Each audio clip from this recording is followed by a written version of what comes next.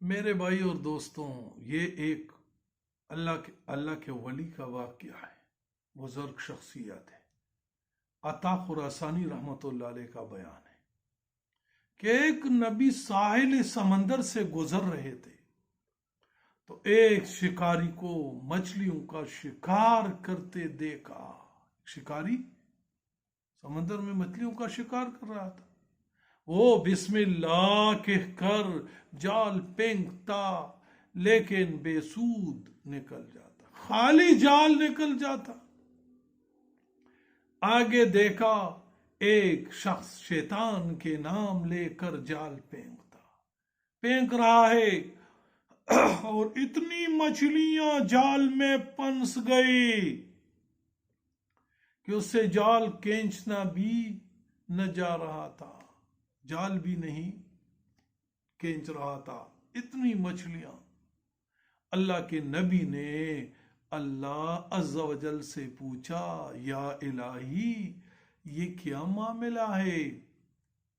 एक तरफ आपका दोस्त, दूसरी तरफ आपका दुश्मन। बावजूद ये कि ये तमाम चीजें तो तेरी कब्जे कुदरत में है। अल्लाह अज़्ज़ा वजल ने मलाइका को हुक्म इरशाद फरमाया कि मेरे इस बंदे को इन दोनों अशखास का मुकाम और मर्तबा दिखला। जब उन्होंने पहले शख्स की अल्लाह के यहां इज्जत तकरीम देखा और दूसरी शख्स की जिल्लत रसवाई को अपनी आंखों से देखा तो कहने लगे, इलाही मैं राजी हूं, इलाही मैं तेरी कज़ा पे राजी हूं, मैं तेरी रजा पे राजी हूं, तेरे फैसले पे राजी हूं। फिर नबी करीम सल्लल्लाहु अलैहि वसल्लम ने इरशाद फरमाया, मैंने जन्नत में जानकर देखा तो वहां फुकरा की एक कसीर तादाद मौजूद पाई। जन्नत में देखा तो सारे फुकरा जन्नत में। फिर आप अलैहिस्सलाम ने फरमाया, मैंने जहन्नम में झांका तो वहां औरतें और उमरा की एक कसीर तादाद मौजूद पाई। जहन्नम में औरतें और मालदार लोगों की कसीर तादाद मैंने जहन्नम में पाई। एक हदीस में आता है, आप अलैहिस्सलातु वस्सलाम हुजूर सल्लल्लाहु अलैहि वसल्लम ने अल्लाह अज़्ज़ा वजल से पूछा, इलाही, वो मेरे उम्मत के दौलतमंद लोग कहां रह गए? अल्लाह अज़्ज़ा वजल ने फरमाया, उन्हें हिसाब किताब देने के बाद ही आने दिया जाएगा। उन्हें हिसाब किताब के लिए ठहरा दिया है, वो हिसाब किताब देगा तो फिर आगे चलेगा। नबी करीम सल्लल्लाहु अलैहि वसल्लम का इरशाद है, मुबारक इरशाद है, अल्लाह हमें समझ नसीब फरमाए। फरमाया, दुनिया में फकीरी मोमिन का बेहतरीन तोहफा है। दुनिया में फकीरी मोमिन का बेहतरीन तोहफा है।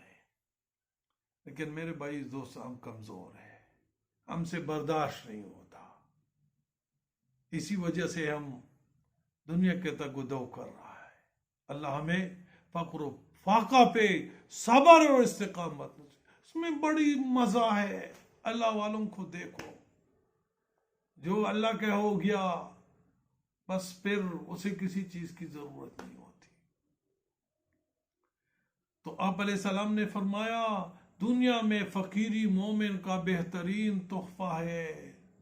और अंबिया में से सुलेमान अलैहिस्सलाम सबसे आखिर में जन्नत में पहुंचेंगे। वजह उनकी सल्तनत का हिसाब और किताब होगा। इसलिए कि वो, क्योंकि सुलेमान अलैहिस्सलाम को अल्लाह ने पूरी दुनिया की बादशाहत दी थी, अब उसका हिसाब किताब, इसी वजह से तमाम पैगंबरों में सबसे आखिर जो पैगंबर जन्नत में जाएगा वो सुलेमान अलैहिस्सलाम होगा।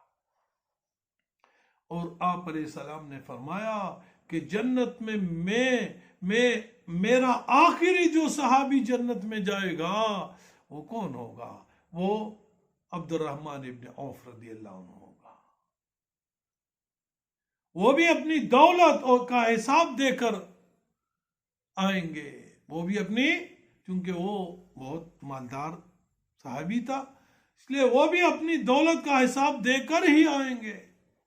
दौलत का हिसाब देकर ही आएंगे। इसलिए मेरे भाई और दोस्तों, अल्लाह से दौलत मांगना नहीं है, अल्लाह से किफायत शारी मांगना है। अल्लाह से यही सवाल करना कि अल्लाह मेरे जरूरियात पूरी फरमाए, बस मुझे किसी का मोहताज न बनाए, मेरे औलाद की जरूरियात पूरी फरमाए, जो जो जरूरत मेरी जिंदगी का है या अल्लाह तू अपने खजानों से, तेरे हाथ कमी नहीं है या अल्लाह तू अपने खजानों से पूरी फरमा, तो वो पूरी फरमाएगा और फरमा रहा है। इसलिए मेरे भाई और दोस्तों, अब नजर इन मौजूदा हालात में नजर जो रखना है ऊपर अल्लाह के खजानों पे रखना है, इधर उधर नहीं देखना। इधर उधर देखोगे तो बर्बाद होगे, ऊपर देखोगे तो सब कुछ मिलेगा। ऊपर अल्लाह के यहां खजाने हैं और अल्लाह मांगने पे खुश होता है।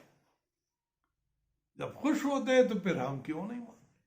इसलिए मेरे भाई और दोस्तों, तमाम उम्मत मुस्लिमा से दस्तबस्ता इल्तिजा करता हूं कि इन मौजूदा हालात में घबराए मत, अल्लाह की तरफ तवज्जो करो, अल्लाह से मांगो मुश्किल हल करने के लिए। हल करने वाला ज़ात एक अल्लाह है। मुश्किलात अल्लाह की तरफ से, मुश्किलात के हल भी अल्लाह की तरफ से।